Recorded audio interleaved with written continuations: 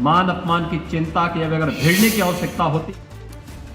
तो बिल्कुल आपने सतीश गौतम साहब को हमने सुना कि क्या उन्होंने बातें की। मैं यहाँ पर एसटी हसन साहब की प्रतिक्रिया लेना बेहद जरूरी है। एसटी हसन साहब बताइए, सतीश गौतम साहब का यही कहना है कि ये यूनिवर्सिटी कोई प्रतीकों की राजनीति के तहत नहीं बनाई जा रही। इनका कहना है कि एएमयू में जो चीजें जाटों के लड़कों को मिलनी चाहिए थी, एससी एसटी ओबीसी के लड़कों को जो आरक्षण मिलना चाहिए था वो नहीं मिल रहा है, इसलिए यूनिवर्सिटी खोलने की जरूरत इनको पड़ी।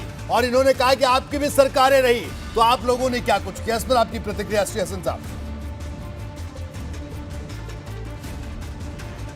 देखिए, सतीश भाई को अच्छी तरह से मालूम है कि अलीगढ़ मुस्लिम यूनिवर्सिटी का माइनॉरिटी कैरेक्टर का केस सुप्रीम कोर्ट में चल रहा है।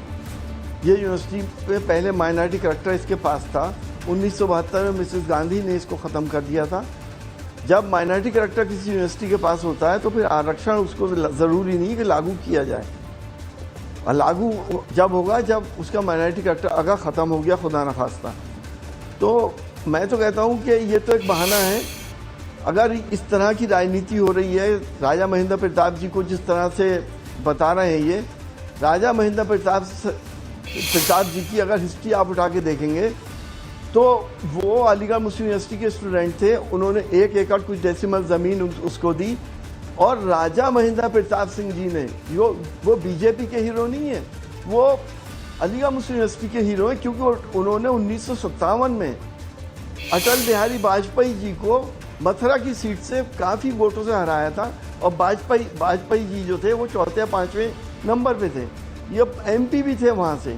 तो राजा महेंद्र प्रताप सिंह साहब को एक सांप्रदायिक सिंबॉलिस्ट ना बनाया जाए, उन्हें तो कम से कम बख्श दें, वो बहुत महान इंसान थे। ठीक है, आपका कहना है कि सियासत हो रही है। सतीश गौतम जी से प्रतिक्रिया लेंगे, लेकिन इस बीच पहले अभिज्ञान प्रकाश जी के पास चलेंगे। अभिज्ञान, क्या कहना है आपका?